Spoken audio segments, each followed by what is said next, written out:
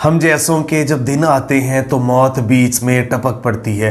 नाज़रीन इकराम, ये दूसरे फ्रेम में जो खूबसूरत दो नौजवान नज़र आ रहे हैं, ये दो नौजवान अपने डेरे के ड्राइंग रूम में लेटे हुए एसी फटने से इन दोनों की हलाकत हो चुकी है। नाज़रीन इकराम, इनके ऊपर मैं आता हूं कि किस तरह अब इनके दिन बदले थे, किस तरह इन्होंने पैसे कमाए थे और किस तरह ये अपने घर वालों का सहारा और आसरा बने थे, और उसके बाद इनकी जिंदगी की सांसें, उसकी डोरी जो है ना कट गई। वो भी कैसे? अपने डेरे के कमरे के एसी फटने की वजह से।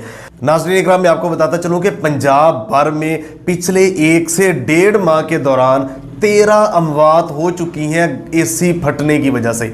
देखिए, दुनिया में कुछ नहीं होता जो पाकिस्तान में हो रहा है। एसी इंडोर यानी कमरे का जो अंदर आपका इंडोर एसी होता है, आउटडोर तो कभी कभार सुना है कि वो फटा, या मसला बना। इंडोर आज तक हमने नहीं सुना कि इंडोर फटा हो।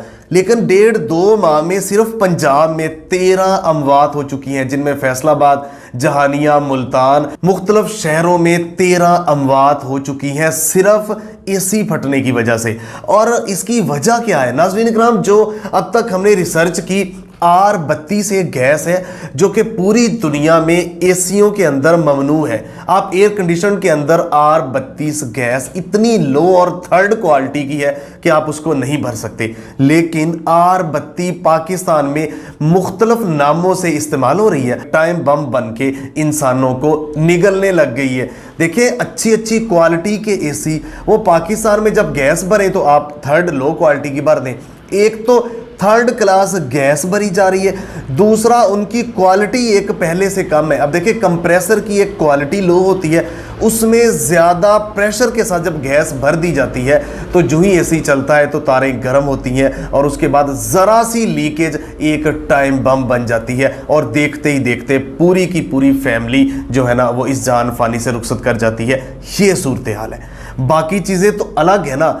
एसी जो घर में बंदा सुकून के लिए उसको चला के लेटता है, वो भी उसकी मौत का वजह बन रहा है। नाज़रीन इकराम, ये जो दो नौजवान हैं, ये डिस्ट्रिक्ट खानेवाल की तहसील जहानिया के दोनों रिहायशी हैं। हैदर अली और अरीब अली इनका नाम है।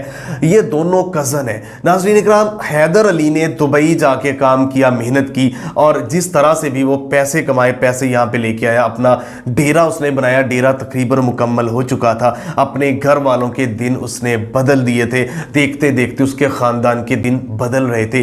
फिर अचानक यूं हुआ कि ये हैदर अली और अरीब अली दोनों रात को सोते हैं। सोने के बाद सुबह ये उठ नहीं पाते। तकरीबन 10 से 10:30 बजे के दौरान इनके जो डेरे में, जहाँ पे ये ड्राइंग रूम में सोए होते हैं, वहाँ पे धमाका होता है, ब्लास्ट होता है। ब्लास्ट होने के बाद ये दोनों नौजवान झुलस जाते हैं और इनको मुल्तान निश्तर हॉस्पिटल बंद यूनिट में वहाँ लेके जाया जाता है। वहाँ पे 2 से 3 दिन रहने के बाद पहले हैदर अली और उसके बाद अरीब अली इस जहान फानी से रुखसत कर जाता है।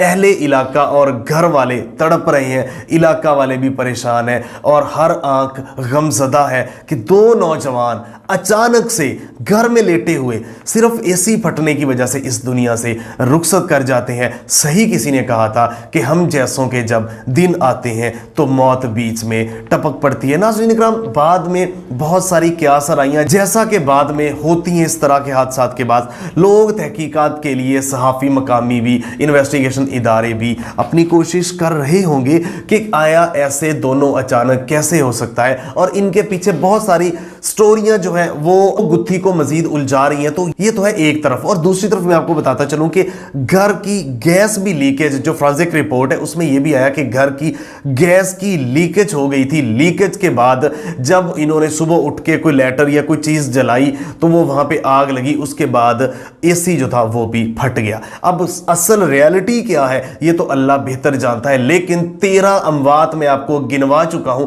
जो कि एसी फटने की वजह से हो चुकी है। और आपको मैं ये भी बताता चलूं कि चेक एंड बैलेंस जीरो होने की बिना पर यह हादसात फैल रहे हैं। जब तक चेक एंड बैलेंस नहीं होगा, ऐसी कंपनीज जो लो क्वालिटी गैस भरती हैं, जब तक उनको नहीं पकड़ा जाएगा, जब तक एयर कंडीशनर में हल्का लो क्वालिटी मटेरियल इस्तेमाल करने वाली कंपनीज, इदारों को नहीं पकड़ा जाएगा, तो ये आगे बढ़ती जाएंगी। चेक एंड बैलेंस है नहीं। पाकिस्तान में आपको पता है क्या कुछ हो रहा है? पिछले दिनों में एक रोड के ऊपर चलती हुई बेकरी से लेके, एक पाकिस्तान की मारूफ बेकरी, उस बेकरी से खाना लेने के बाद, पैटीज और जूसेस लेने के बाद जो है ना, पूरी की पूरी फैमिली इस दुनिया फानी से जा चुकी है। चेक एंड बैलेंस जीरो है। अब घर में बंदा इसी के आगे भी नहीं लेट सकता। ये है पाकिस्तान। और चेक एंड बैलेंस जब तक होगा नहीं, ये हादसा बढ़ते जाएंगे। इसको रोकने के लिए चेक एंड बैलेंस बहुत जरूरी है। मिलते हैं एक नए प्रोग्राम के साथ, तब तक के लिए अल्लाह निगहबान। पाकिस्तान हमेशा जिंदाबाद।